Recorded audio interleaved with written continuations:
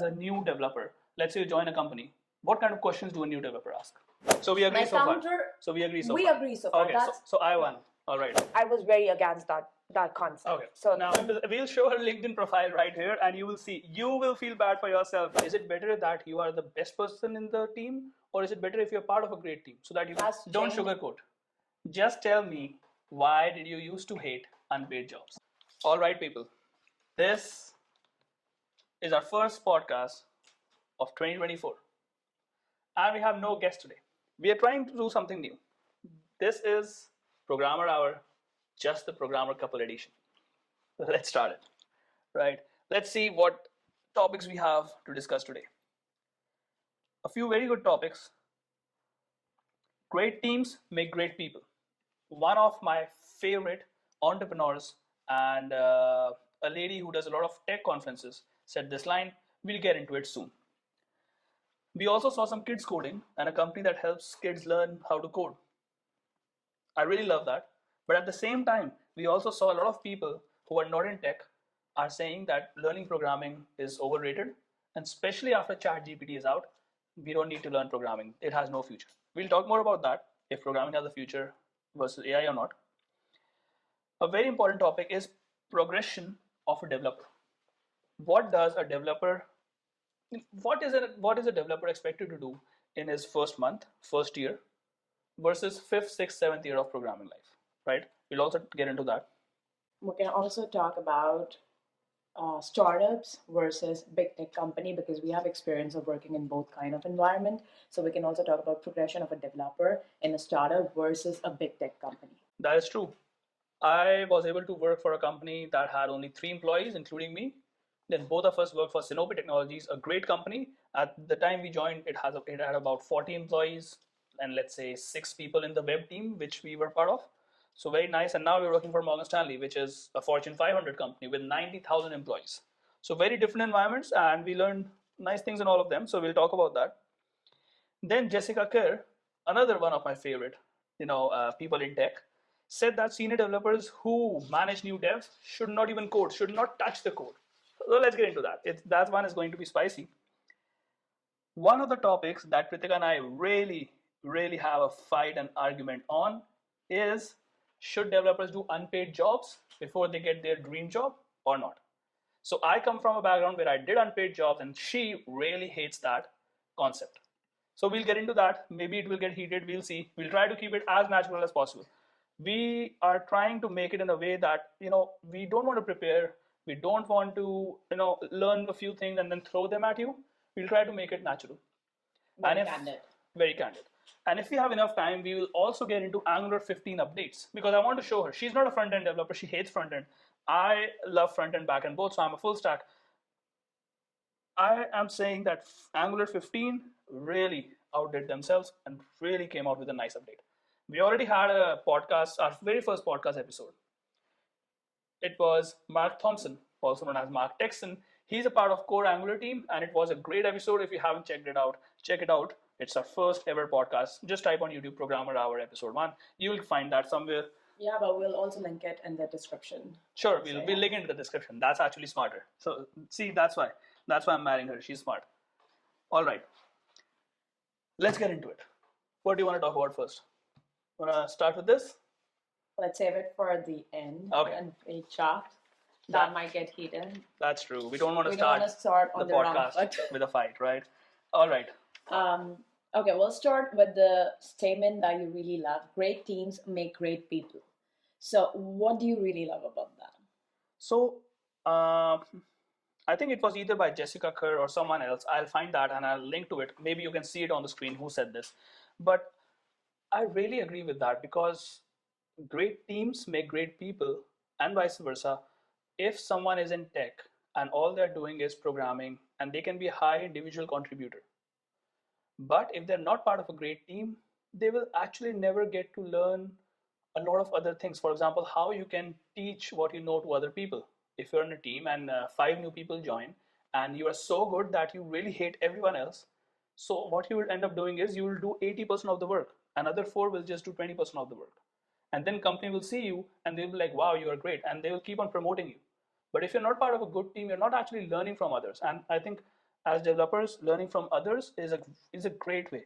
Like I don't have the permission, so I won't name names, but so many people in Sinopi and Morgan Stanley and just online, we learn so much from them, and without them, we would be a very very bad developer.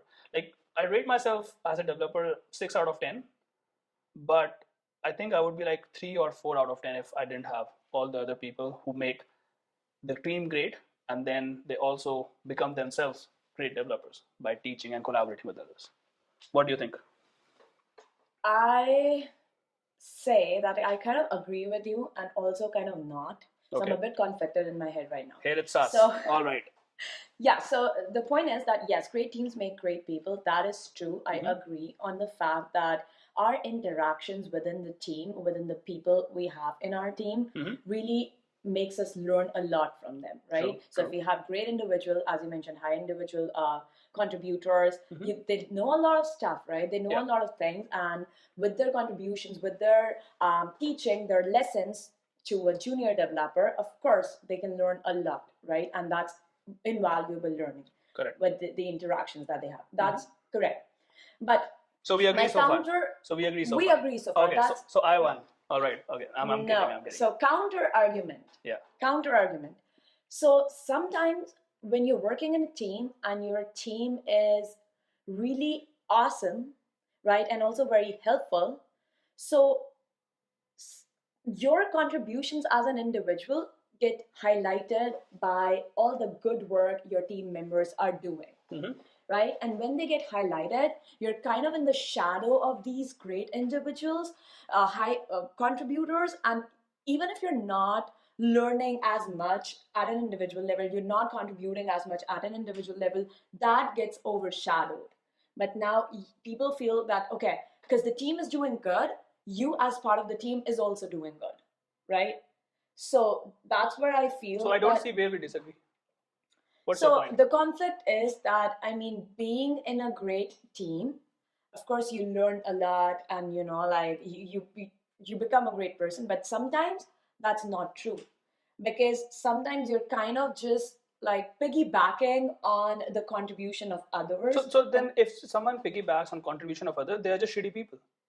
We're not talking about shitty people, right? We have shitty people in all industries. We're not talking about that. We're talking about that. What is better for you?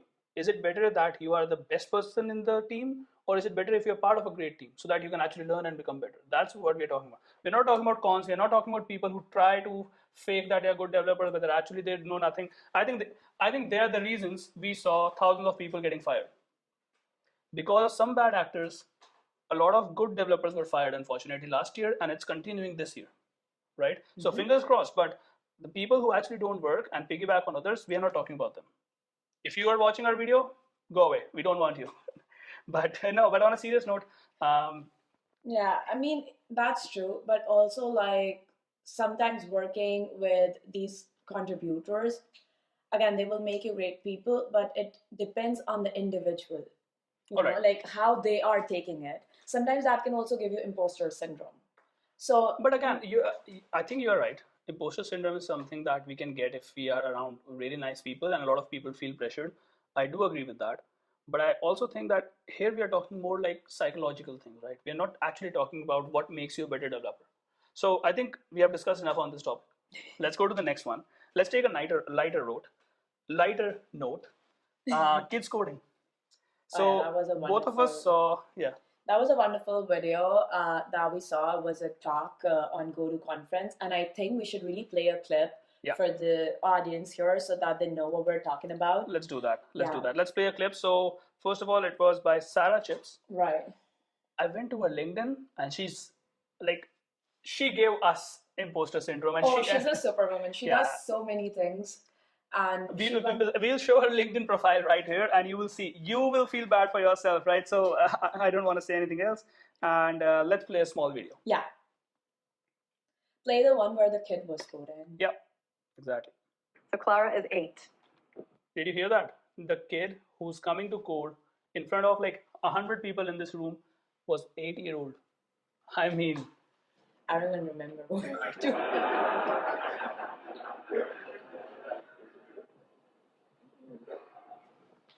so here she's coding on Arduino. It has a few pre-built methods for kids. And let's go through 30 seconds or 1 minute, and then we'll give our take on it. 30 seconds or that right now. Can we turn up the sound a So little? I am going. She said she's making a wrapper for the button press. she's making a function here. She's defining a function. And 8 open curly braces. Now you need to instantiate some classes. I'm going to instantiate a LED class and a timer class. Instantiating a class. Listen to her. My God.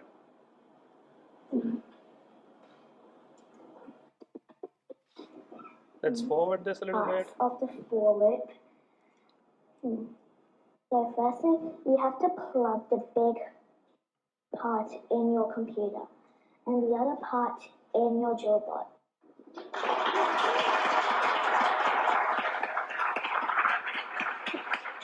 She looks so innocent. I mean, she's just 8 Oh, year she's old. just 8. Yeah. Of course. Wow, man. Wow, and the way she coded, I mean, I don't even remember, like, I was, I think, 16 or 17 when I first started coding. Yeah. And I was so much worse than her I mean, at 17. True. Like, she's doing, she's first of all programming with C++, I think. She's coding in Arduino, so whatever Arduino C Sharp, is, I think, C is Sharp, the, all right. yeah. It's not the easiest language, right? And Not a she's, beginner-friendly language at all. she's 8 year old. It's a company, I think, Bots, who is owned by Sarah Chips. She's the founder, who Right, helps kids learn science and tech and maths. Like, I think they develop like jewelry for young girls where they can also program their jewelry. So I think what she's programming right now is a bracelet that she can wear and program at the same time. And oh yeah, we can- when she'll go close to her friends, exactly, it it's will gonna have light the same up. color. Right, it's Ah. gonna light up. So that's the code she was writing, the code for the bracelet to light up when she Yeah. meets her friends. So It's focused on STEM, and guys, we never accept sponsors. So just so you know, we are not sponsored by anyone. We just want to say that it feels so nice when I see young kids, young people learning programming and coding. Like, it just makes me happy for some reason. And yeah, and especially young girls coding, this is a cause that's very close to my heart. So I really felt like I didn't know before watching this talk, I didn't even know like something like this existed. Yeah. Because we know a lot of toys for that are targeted especially on boys, young Yeah, boys. like we have all building things, the yeah. exactly building things, and also like a lot of video games and like stuff like that. yeah. But young girls, I mean, the kind of toys that young girls have right now, I mean, available to them in the market, you see Barbie sets and you see like Kitchen sets. sets. And so Girls should be in the kitchen. I'm kidding. Where- I'm kidding. So like it says it for itself. Like, Yeah. how are we shaping our younger generation? How are we molding them, True, men that's versus true. women? That's true. So- And so again, if you have kids at home, this is the company Bots. Try out their products. This again not sponsored, but we really liked what we saw, and it's basically focused on STEM, and even it's for boys, right? They don't have products just for girls, but it's for Yeah. boys as well. So it really makes me happy. I'm quickly going to check if it's still recording because it's our first podcast, and it makes me nervous if we say the whole thing and nothing is recorded, right? So I'll quickly go and check. All right, looks good. So let's continue. So now the thing is that it's a wonderful cause. Everything's great. Kids coding and But- everything. But there's a big but. The question arises: do we really need to learn to code anymore? Yeah, so a lot of non-technical people. I think this is a fear spread by non-tech people because technical people who have used ChatGPT and AI tools know that how much work is still needed in ChatGPT like systems Oh, to yeah. replace developers. Right? So only non-tech people are saying that, oh, we don't need to learn coding. This is 2024, and in 5 years, all programmers' jobs will be gone. We will be replaced. And see, no one has seen the future. But let's say 50% of programmers were to be replaced by coding in next 20 years. Let's just say that. Who do you think will still have a job? The people who just use ChatGPT to create websites, or people who have such good fundamentals and are so good at programming that ChatGPT just acts as a tool for them to be more efficient? What do you think? Oh, for sure, the latter. I mean, for sure. There's no doubt about it. The thing is that Yeah, go. uh, yeah, so for sure the latter, there's no doubt about it. The thing is that I'll say non-tech people because they don't have enough information or enough knowledge about how things transpire in the tech industry, right? So non-tech people, but also certain beginners in tech or certain even advanced people in tech who are working in tech, but they're fear mongers. They love fear mongering. Why? We see a lot of comments like on our YouTube channel as well, like on our videos where we're trying to explain how, like Angular works or Firebase works or whatever, like on our tutorials, we see a lot of comments that, okay, whatever you're doing, you'll be replaced by ChatGPT, in the coming years. But the point is, I mean, as Pram already mentioned, if what you're doing is boilerplate work, what you're doing is like does not entail a lot of like skills, wanted skills that you're making use of course you'll be replaced. I have an example to give you, and I mean, to my point, people have already started, like AI has already started replacing people. But look at the kind of people they're replacing. Look at the jobs that they were doing. So there's this company called Duolingo. There's this app Duolingo, that I yeah. use. I know, I'm sure most people are aware of it. Duolingo is an application that you can use to learn languages, right? Not programming languages, different languages like English, French, Spanish, whatnot. So I use that to learn French. So now recently, Duolingo cut 80% of their workforce, right? Because they use AI in the backend now. They use AI in the backend. Absolutely. And that is the reason they were able to replace 80% of their workforce. But if I tell you just this is half information. It's not the full story, right? Which is what a lot of people like to do. But let me tell you the full story, right? The full story is that they replaced their translators. The jobs that went, right, are of translators. So if they had a team of 8 before, for translation purposes, right? Translating, let's say, Spanish to English, or French to Italian, if you're someone like, if you're Italian and if you're trying to learn French, right? So that's the kind of job they cut, because now they're able to accomplish the same kind of thing from AI with AI, right?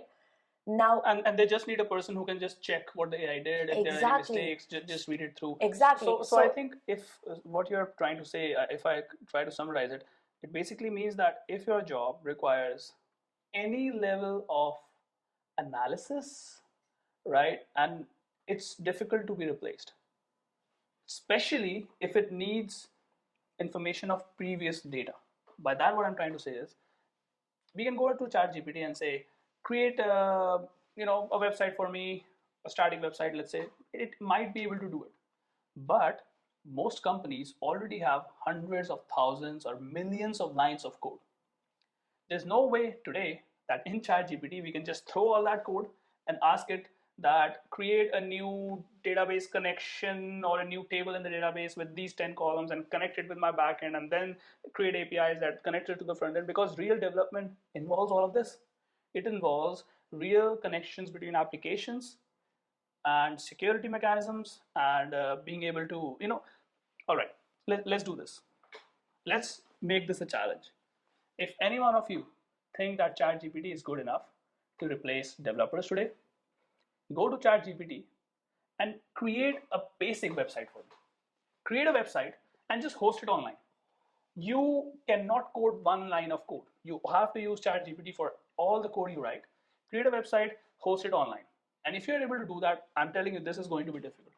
If you are able to do this, then I challenge you to be able to connect with any database and create a CRUD application. I'm telling you, you'll pull your hair out. And this again does not involve any historic code understanding. This is just a new application that will be good for nothing. So I think people should still learn coding. It's the same thing. Do you think when calculators were created, did the value of mathematics, did it go away? No. We still learn we math in still schools. have exactly we still have mathematicians, researchers. It's a Exactly. continuously evolving field, I mean, similar to tech and coding and AI, right? So you're absolutely right. That's, I mean, to complete my example, that's exactly what Duolingo did. So they fired, or I mean, I don't want to say fired, but Fired, yeah, removed. they fired, they kicked off. Yeah. They kicked. Don't want to be so harsh, Yeah. but whatever. They remove like from a team of 8 people, they remove let's say 6 people. There's still 2 people left. We need them because they're specialized in what they do. They just didn't do the basic translation, so we still need them to overlook, like to manage the AI. Yeah, To validate the technology that we're using today. That's true. I mean, if you're good at a job, most likely you'll have a job or you'll be able to find something else. So I think so many people getting fired, getting fired is not the biggest problem in the world. You can get another job.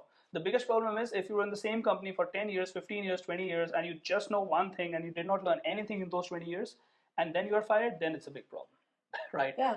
But if you are just up to date and you just got fired because the whole department was let go, it's not your. Yeah, sometimes it's tricky, like there's a lot of luck involved as well, which is understandable, especially right now, with high interest rates and everything, the economy turmoil that we're in. But anyways, like if you're at a company for 20 years and all you can do is write a for loop and you don't know anything else, you can't say that you're a coder, right? You can't really say that. Yep. Now, let's talk about progression of a developer. Because we're talking about growth, we're talking about learning. And again, Jessica Kerr, she's the GOAT. She said, great developers aren't born, they are trained. They aren't trained. Great developers are symmathesized. Yeah. So that is basically the point here. Great teams make great people, right? Exactly. The interactions that they have with their teammates, with the other individuals. Yeah. So, and I don't know if symmathesized is something that exists in real English. Maybe it does. It is English is not my first language, but I think an English I think you should all have a look at this talk. It's called The Origins of Opera and Future of Programming. And it was a great talk. And great developers aren't born, they aren't trained, they are symmathesized. Right, so symmathesized is an English word. You'll see it. I'll put it in the editing. So it basically just means like talking with others and absorbing information from like 10 different places, right? Right. So that's exactly. Symmetry is the actual word. So the literal meaning is an entity composed by contextual mutual learning through interactions. That's exactly. That's too complicated for me. So basically for me, it just means learning from a different places. Mutual learning through interactions, basically learning from different individuals. Yes, and this is so true. So let's say you are a new developer today. Right? It's your first job, you just came out of college, you have never worked in a real company. Do you think, so what things would you focus on? As a new developer, let's say you join a company, what kind of questions do a new developer ask? Well, being a fresher or a green developer, I'll have questions about everything, pretty much everything, True. Like what code repositories I would want to use, right? And I mean, how do I connect my repository to GitHub? Like, what kind of commits? And like, I would have questions about everything because, like what are the kind of rules or strategies you follow for pull requests? Well, exactly. So how do we like merge? Handle merge conflicts. How do we push our code to the repository? What's the and let's say now you're given a task. I think the question that a new developer would ask after getting their first task and getting their initial setup done is, what do I need to do? Where do I need to make the change? What framework are we using? And how is it connected? Where's the DB? What's the database? Is it Mongo or SQL? You'll need access to the databases. You'll need to understand how the whole software development life cycle works, right? The whole SDLC that the company follows. So you'll have questions about pretty much everything when you're a new developer. Absolutely. And I think you should have questions. If you don't have questions, that's a bigger red flag. Now, for sure. Now, a lot of time people ask us, what's the difference between a beginner and an advanced or a senior developer? So a senior developer would ask questions like, how is the data migration done, right? Are we simply going to production and running SQL queries? Because if we are, then we are ready for disaster. So what a senior developer would focus on is that, can we make some kind of scripting mechanism or a database migration mechanism so that if someone makes a database change, they also have a rollback plan with it so that we can just run that change set or run that database query ID. And in case of there's a code failure, we can just run the rollback again. They will focus on how our other systems connected. They will focus on what are the database calls, Mongo or SQL, that take the most resources and the longest time. How can we improve those, right? And then we can go to management. Management is, I think, your cup of tea. I am not into management, cup of coffee, let's say, yeah. Oh, I can make coffee. That's a good idea. I'll make coffee. But yeah, so management is something senior developers can also transition into, right? And I think that's what Kritika did. So both of us were working at Sinopi Technologies, and then she became my boss. So basically, it was a very nice experience. When we joined Sinopi, our first month of joining, our manager was fired, right? So we did not have any manager. So it was us, the developers, and it was the director of engineering above us, right? Yeah. And he was always super busy. He's a great man, Samuel Hood. But he just fired that guy, our manager, and then we were managerless. And then she Yeah. learned a lot of things, 1 year, 2 year, and then I think you should tell the story after that. It was a really great experience. So at the time when it was fired, we just joined, right? So I took that as an opportunity, and I went to my engineering director because I saw him struggling, right? Because he was managing the software team and the hardware team at the same time, and also like taking care of the other stuff that he already did, right? So that you already had to do. So I mean, I saw him struggling, and I took that as an opportunity, and I went to him and I told him that, okay, I am really interested. And like I see the trajectory of my career. I don't see myself as a software developer for all of my life, right? I see myself transitioning into a more like a managerial role. So I'm really interested in helping you out if you really need my help with But we should tell people that you still coded. Yeah, Like for sure, it's 100%. not a lot of people do get into management or do MBA, especially in India, right? Because they hate coding and want to run away from it. Yeah. So for you, it was different. She was actually a very nice coder. She was handling like multiple projects, and everyone learned from her for sure. Yeah, so for me, it was like a very natural transitioning because when I went to him, I recently joined the company, right? So he did not make me the manager like right then and there. That didn't make sense, right?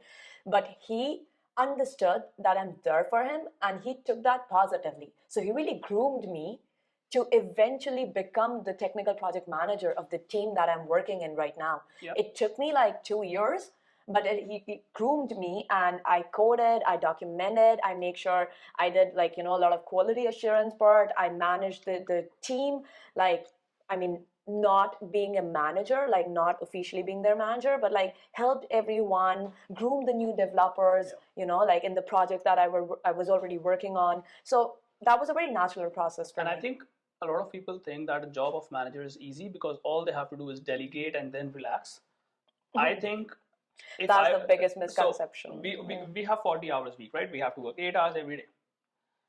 If you're able to do your work quickly, you can just watch TV, especially if you are working from home, right? And in some companies, this used to happen. So when I was at Sinopi, some days it used to happen that my work is done in 4 or 5 hours, and then for 3 hours I'm just chilling around watching TV. And because she wanted more, she wanted to become a manager, and so she basically had 3 jobs for one salary. She had a Scrum Master job, a project manager job, and then she was also a developer. So I think if you want to transition into management, it's great. But my only problem is with the kind of people who hate programming and just don't know how to code and they want a shortcut in tech. Those people are the worst managers, in my opinion. So 100%. yeah. 100%. I mean, how can you manage something that you have no knowledge about? Yeah. It doesn't even make sense. And just because some people can do that job very well doesn't mean they are the generalization. They are the outliers. Some people are good at everything, but it doesn't mean that you, without knowing programming, can become a good manager for programming. But you still need the domain knowledge, even if you don't have the technical knowledge. And there's a big difference between the two. There's domain knowledge and there's technical knowledge. Yeah. You can be a manager in, like a software company with the domain knowledge that you have, but not necessarily a technical project manager, right? Not necessarily leading the tech team, no. Yeah. Right? But you can still be a manager with the right domain knowledge. So, yeah. So let's say a person becomes a manager or a senior developer, right? And by a senior developer, I mean, let's say a team lead. Someone becomes a team lead or a manager. Now, Jessica Kerr has also said senior developers or managers who manage new developers should not even touch the code. No matter how big the problem is, no matter how urgent the code needs to be changed, they should not even touch the code, and every change that is made should be made by newbies. The good way is to build everyone else up too and 10x your team. But does Purple have that incentive? Because what needs to happen here, the solution to this problem, is for Purple to take their hands off the keyboard. Do not make any change to that system directly. The only way to make change to that system is through the hands of blue or green or both. Right. Now That at is- Sanofi, Yeah, it's very hard to at implement Sanofi this they at a didn't have. startup. No. I think it is hard if the company culture is not good. At Sanofi, this was a big problem. We had a great team lead. He knew everything, but he could not let go of the code. And because of that, no new developer got control or got independence to actually work on something. So, Yeah, what do you think about it's it's a cultural problem. I definitely agree with you. It's a cultural problem. Sometimes we have like some senior developers really have an issue with relinquishing control, right? They're not able to give up because your code, your repository is like your baby.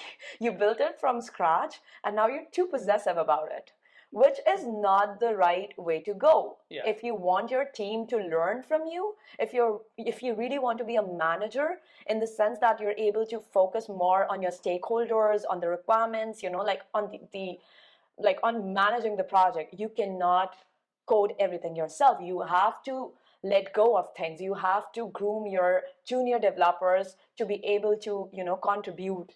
And to build trust, we have two things. One, you just need to be a human being that can trust the new people who come in. So that's one is psychological, but the other part is technical, and we are programmers. So let's talk about the technical part.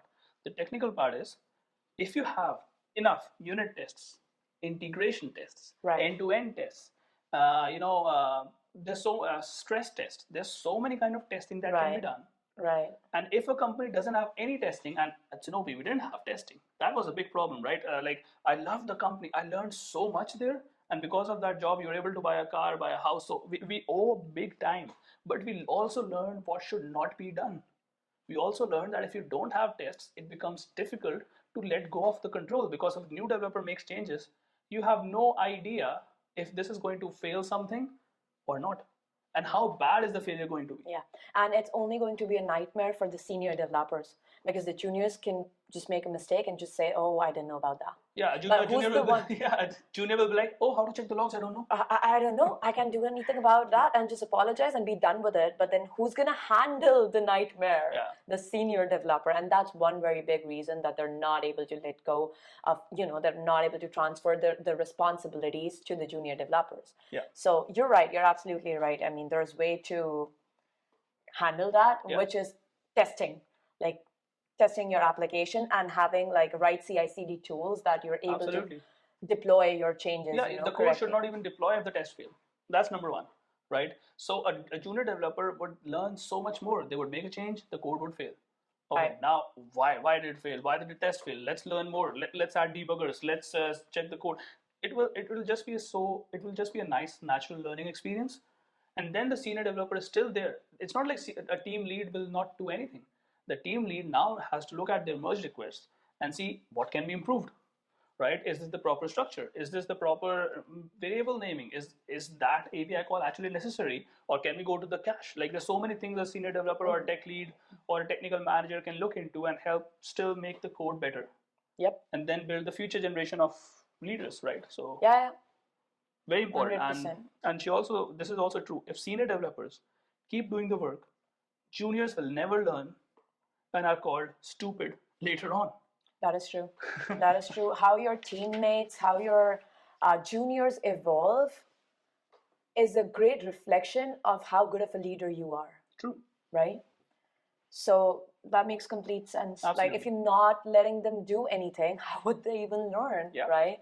So on paper, you have 5 years of work experience, but what did you learn? Nothing, because you did not do like anything yourself, right? But even if you did stuff yourself, it was pretty basic stuff. So still your learning experience, like updating translation files, changing button colors, positions, or if you're on the back end, then just adding functions that call other functions, not actually writing structural or actual impactful code. Makes sense. Also it also depends on the junior developers to build that kind of trust, to prove themselves, right, that they can be trusted with more responsibilities. Yeah, it takes time. Exactly. And not everyone wants more. So that's true. And that's fine. Like some people are good at what they do, but my only problem is that when senior developers don't let go, that's a problem, right? So let's. So we both agree on that. And What do you think? Like, if you worked for your first job, second job, third job, did you face anything like it? Right now, we're asking you. No, I'm not asking her. I'm asking you. Right? Did you face any of that? That senior developer was just not able to let go. You were under pressure, but you did not have all the access you needed.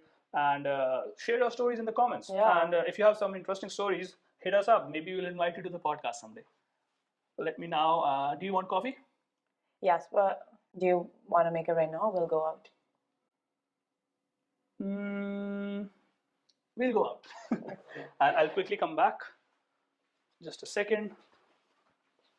Still good. Da-da-da. Till then, you wanted to talk about a couple of topics, right? I think you had some tough questions for me. So let's get into those. Two, and I think we're talking about we're on the right track to ask my questions to you. So we're talking about senior developers, junior developers, right, and startup culture versus big tech. So and we mentioned that we worked in both kinds of environment. So you worked in a startup and you're now working for a big tech company, right? True. So first of all, what are the core differences that you saw in the environment and the culture that, like a startup had, and how did it affect you? Like, what did you like, what did you not like versus a big tech company? All right. So before we go to the disadvantage or the differences, I'll talk about the similarity. Yeah. The similarity still remains that you have to be a person who wants more, who is willing to take more things, who is able to say yes to multiple things so that you actually learn multiple things. So you have to be proactive. That's what I'm trying to say. So that part is the same. But apart from that, oh man, there's so many differences. I mean, where should I start? So first, when I joined a small company, and I've worked for 3 or 4 different small companies now, and my team was never more than 10 people, because even at Sanofi we had 50 people, but our team was like 6. Yeah. You learn so much. It's amazing and it's crazy how much you can learn. I think if you have a chance to start your career, start with a smaller company, because we learned like databases, front end, back end, and multiple projects we were working on, and we learned all of that not because I was proactive, but I learned it because it was just requirement. My job just required me to learn how SQL and Mongo migrations work, how I can run up new database servers on AWS, how I can basically do everything from front to back. And this is something in big companies, this is difficult to get. Now again, it depends on company to company. Sorry. But a lot of big companies actually have siloed developers. And I really hate that term. I really hate when I see a siloed developer, because what that means is a big company has 20,000 different projects. Each project has like 50 people working on it. Each component of that project has like 10 people working on it. So if you are working in a big company with 90,000 people and you're working on a small piece of code that 10 people touch, you will never get to learn any other thing. If there are 10 things in the company, database, architecture, DevOps, CI/CD, it's part of DevOps, but back end, front end, designing, they have like separate departments that handle all of that. So you can become great for in one thing, but you'll never learn other parts of the project unless you are really enthusiastic and really are good at collaborating and learning things from different teams. Right. So these are just advantages and disadvantages, and based on the kind of person you are, you can choose the kind of company you want to be a part of. All right, right. So to sum up, basically at a startup, you get all-around development, right? So you get to work on the back end, the database, blah, blah, blah. So all-around development versus in a big tech, you're just focused on your piece of the puzzle. That's it. Okay, that makes sense. Now, follow-up question. So how do you find career growth opportunity at a startup versus in a big tech company then?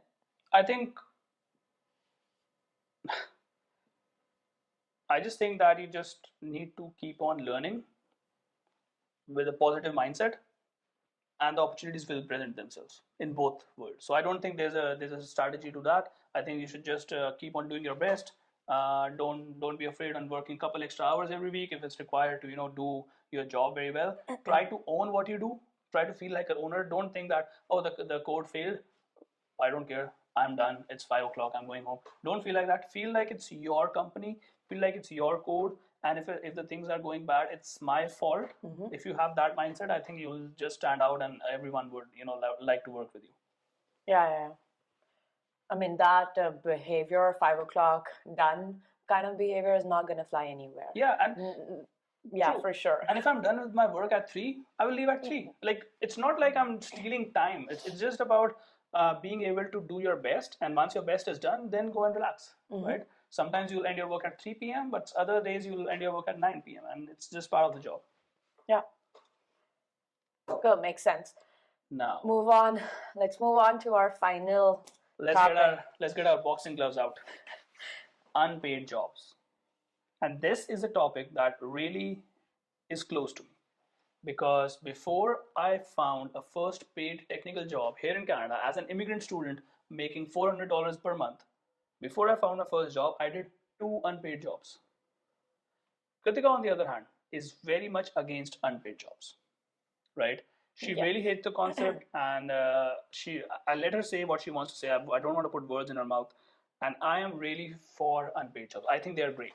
So first, I let her say her part of the piece. So so you always learn new things, right? So my thought process No. has Don't changed. sugarcoat. Just tell me, why did you used to hate unpaid jobs? Okay. So it was a very strong emotion. It was a very strong feeling back then. So I used to hate unpaid jobs. Why? Because I felt like here, first of all, if you're good at something, you should never do it for free. That's what I believe, right? And I'm a strong believer of that. Plus, the second thing was that when you come as an immigrant, right, as an international student, you have a lot of bills to pay, right? And unpaid jobs are not going to pay those bills. They're going to take a lot of your time, right? But they're not going to pay your bills. Plus, you have school and you have other stuff to like take care of as well. And my other reason that I've come to like hate it a lot is because I saw a lot of exploitation being happen, right? So immigrants, especially, or international students, were being targeted. Like they were the hot targets of like this kind of exploitation where they were asked to do work for free, and they were promised that it's gonna like convert into a paid opportunity, or maybe they're gonna get I don't know, like equity in the company that they're working for. But I mean, that hardly used to, like, that promise hardly fulfilled, right? So you end up working like on somebody else's dream, on somebody else's project. You give them your time, your precious time, but you're like, at the end of it, you're not gaining anything out of it. But again, I do believe that learning never goes to waste. So yes, I mean, if you're learning something, like if you're doing unpaid jobs, but like you're still in the process of like learning new technologies, new skills, that's okay. But I mean, if what you're targeting, if you're okay with like working, like, but not getting paid, right? And you kind of feel stuck. Like, I was very against that concept. Okay. So Now, that's my viewpoint. Now I'll get to my viewpoint, right? So, and the thing is, we stick to our viewpoints. We put our money or our time where our mouth was. She was against these unpaid jobs. She never did unpaid job. I was okay, and I did unpaid jobs. And I think both of us ended up at the same place and are doing fine for ourselves. We have aims to be better, but both of us are fine. So it's not like taking one way or the other is going to change our trajectory in life significantly. Maybe not. But why did I do that? And why do I encourage people to do it? You said that it exploits a lot of people, right? Doing unpaid jobs. And I think if someone is stupid to let others exploit them, then you will be exploited. What I say is that get an unpaid job, especially if it's in your field, like a tech field. Don't get an unpaid job cleaning someone's house. Don't do that. Get an unpaid job in your field. But it's not like you should keep on doing that forever and ever and ever. Because you're right, we had bills to pay.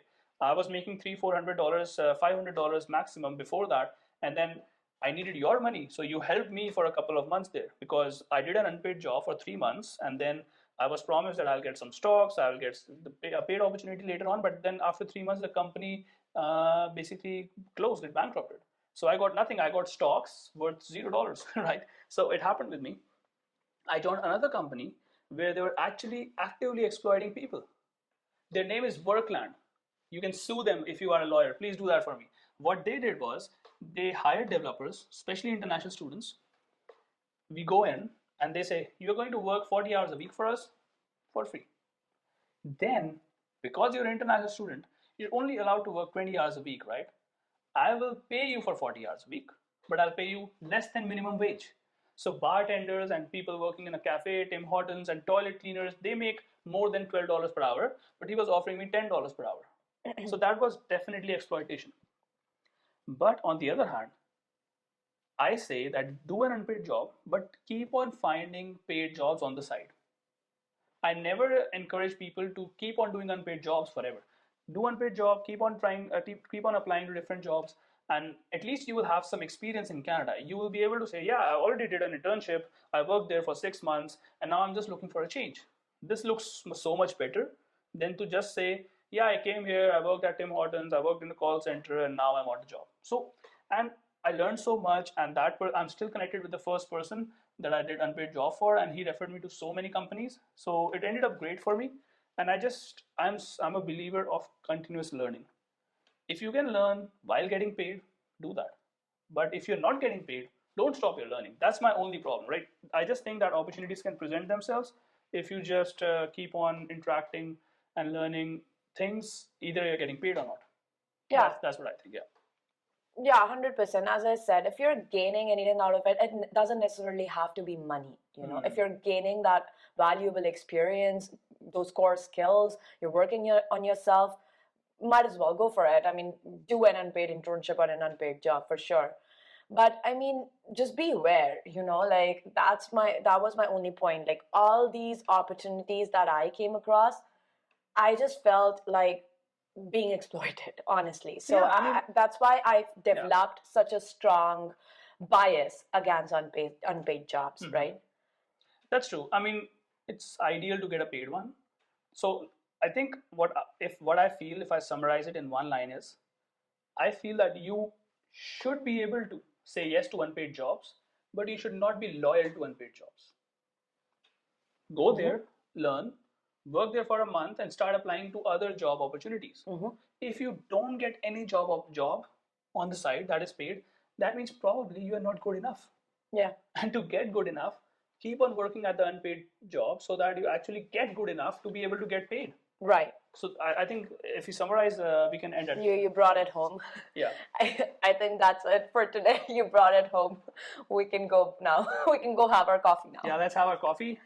We have another question. How did you become a technical manager without experience? But we'll start with this one next time we do it. Yep, What do you we'll think talk about it in the next podcast for Perfect. sure. So if you are in tech and you are wondering how did Kritika become a manager or how you can do it, maybe she has a few points for you.